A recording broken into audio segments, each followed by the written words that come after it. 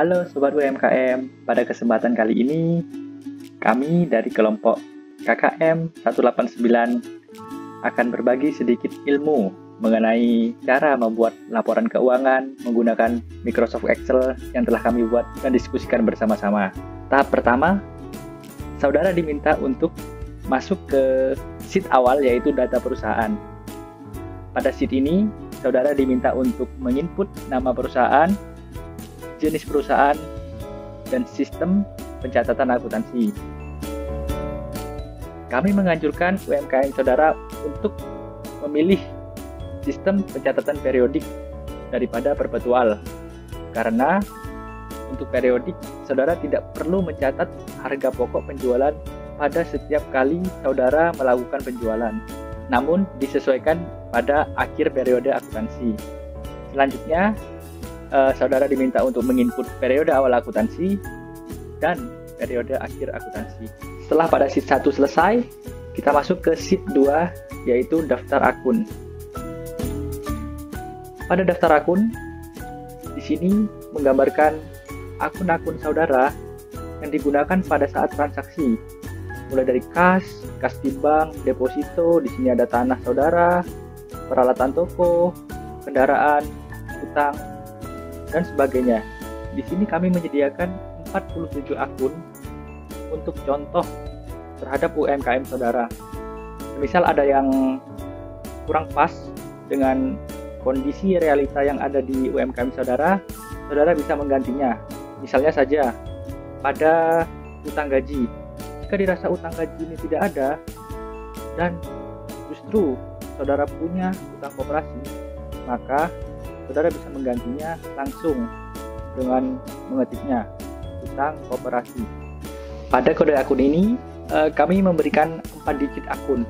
Saudara bebas memilih 4 digit, 2 digit, 3 digit, atau bahkan 5 digit.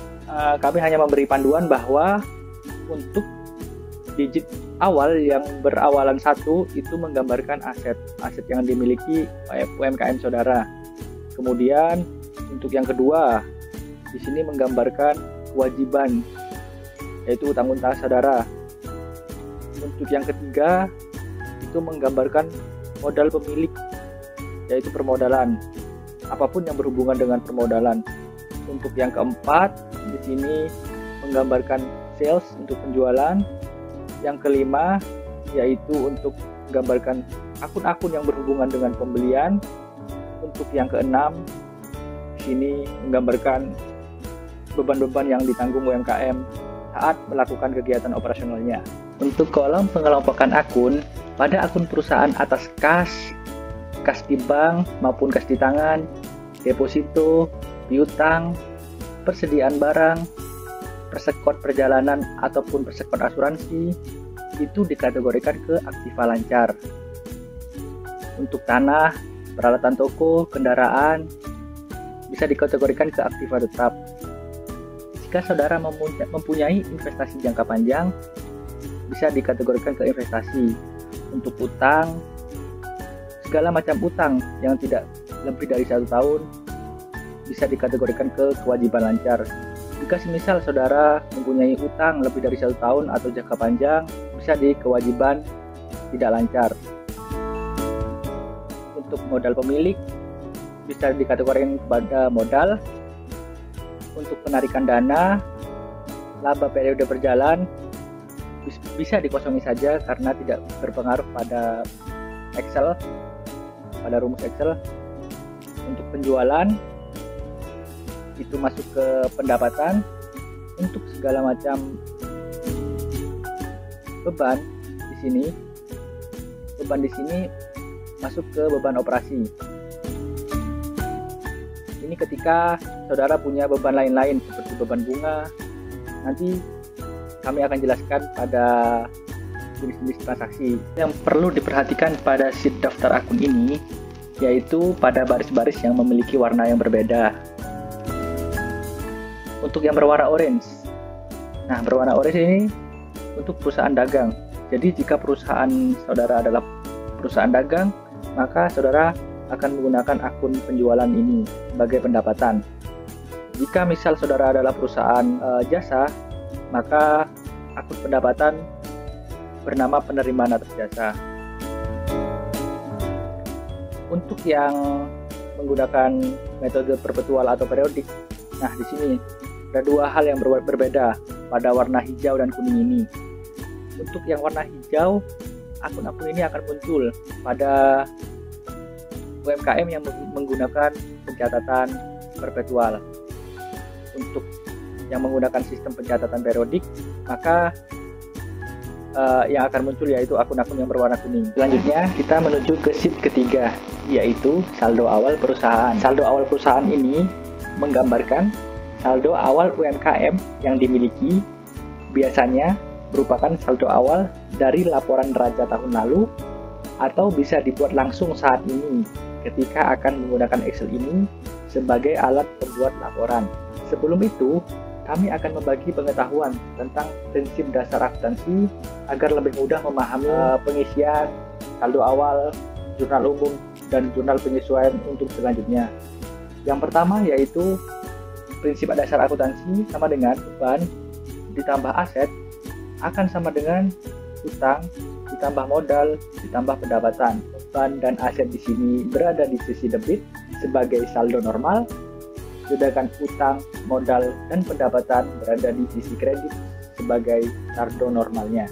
Untuk pengisian cukup mudah, yaitu dengan memperhatikan apa-apa yang dimiliki oleh saudara, baik kas, deposito maupun apapun yang dimiliki, segera dicantumkan pada saldo awal perusahaan. Saudara tidak perlu mengetik manual, tinggal double klik di kolom akun titel ini, maka di sana nanti akan ada muncul pilihan-pilihan yang sudah saudara catat pada daftar akun.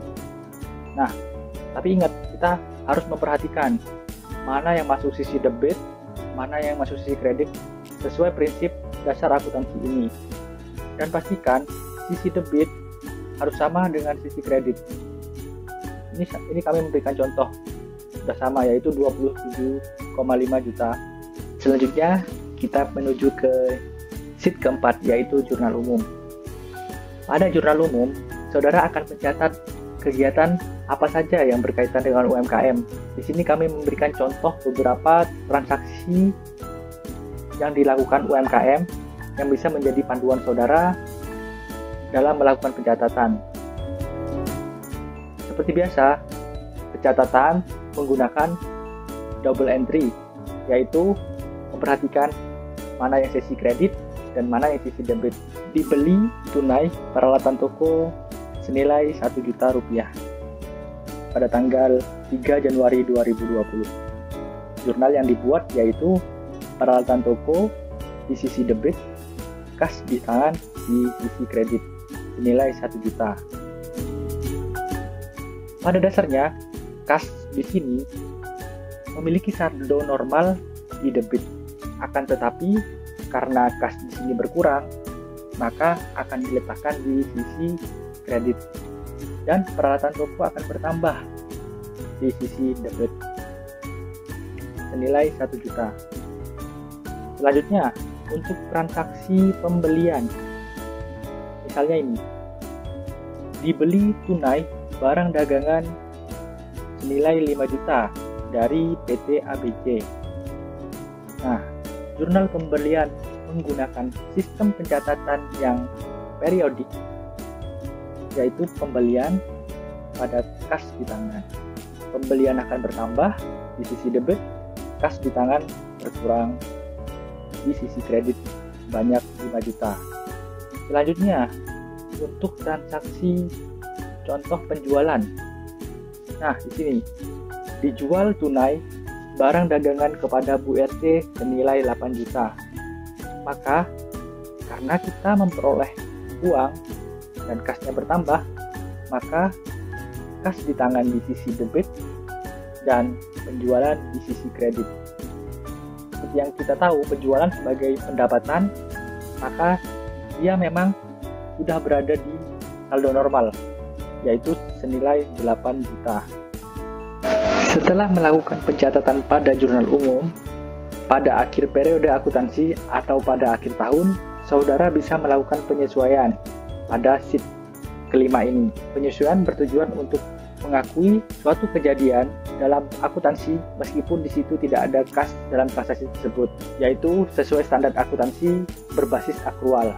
Misalnya, diketahui hasil pencacahan barang dagangan pada 31 Desember atau pada akhir periode akuntansi sebesar 2,5 juta.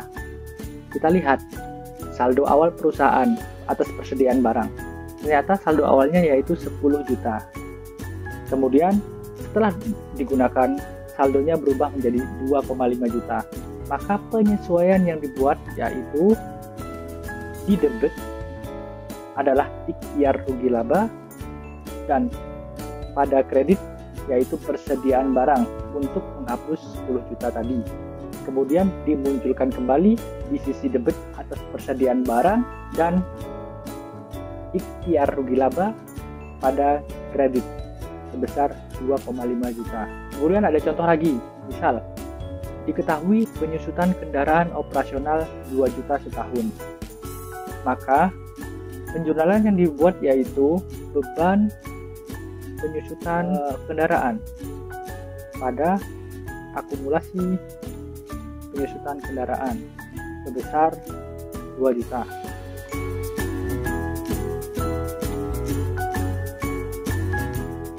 Penyesuaian di sini juga bisa dilakukan atas asuransi yang dibayar di muka ataupun atas aset-aset tetap lainnya sebagai penyusutan kecuali tanah. Selesai melakukan penyesuaian-penyesuaian yang diperlukan oleh UMKM, maka bisa lanjut ke sheet ke-6 yaitu buku besar atau ledger. Buku besar di sini yaitu menggambarkan transaksi yang terjadi per akun apa saja dan pada tanggal-tanggalnya sudah tertera. Saudara tidak perlu mengisi lagi. Misal kita akan melihat apa saja yang berkaitan dengan transaksi kas di tangan. Nah, ada banyak sekali muncul, atau juga ada apa saja yang berkaitan dengan penjualan atau pembelian. Nah, di pembelian sudah terisi otomatis. Pada sheet berikutnya, semua sudah terisi otomatis. Jadi tinggal melakukan checking ulang, pastikan bahwa jumlah pada trial balance itu sama, sisi debit dan kredit, adjustment atau penyesuaian itu juga sama pada sisi debit atau kredit, dan neraca saldo setelah penyesuaian atau adjusted trial and balance juga harus sama. Nah, pada laporan laba rugi di kertas kerja ini, nah saya besarin ya, ini ada selisih 4.660. Nah, di sini selisih ini nantinya akan muncul di laporan laba rugi sebagai keuntungan. Jika selisihnya berada di sisi debit, maka nilainya adalah keuntungan. Sedangkan selisihnya jika berada di sisi kredit, maka nanti perusahaan tersebut mengalami kerugian. Selanjutnya, kita melakukan pengecekan pada laporan laba rugi pada sheet berikutnya. Laporan laba rugi akan terisi secara otomatis, mulai dari penjualan bersih, laba kotor, beban-beban operasi yang ditanggung, pendapatan dari operasi, pendapatan dan beban lainnya, hingga akan menghasilkan laba bersih. Mengapa laba bersih berbeda pada kertas kerja? Di sini 4,66 dan di sini 4,76, karena pada laporan perubahan modal ada penarikan 100. Di sini penarikan dana oleh pemilik UMKM sebesar 100.000 dan semuanya akan telah terisi secara otomatis. Begitu juga yang untuk neraca, semuanya juga telah terisi otomatis. Demikian yang dapat kami sampaikan. Kurang lebihnya kami mohon maaf. Semoga bermanfaat. Terima kasih.